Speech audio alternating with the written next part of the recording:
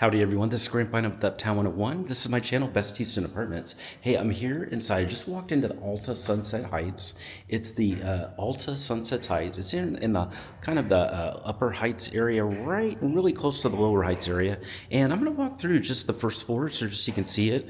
We're about to go take on a tour. We're gonna see amenities and we're gonna see a model or two. But let's just start looking at this. So I've walked in, like I said, there's the elevator.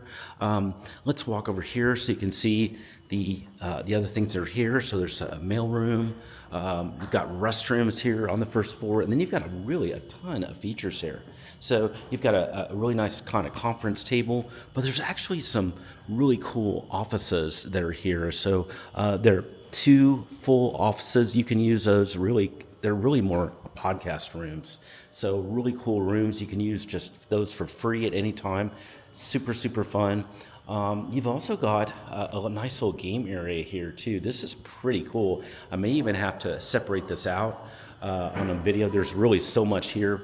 Also, there's a pool that's over there. The pool is over there. It looks great. That pool is very pretty actually. I can't wait to show it to you. We'll do that in a separate video.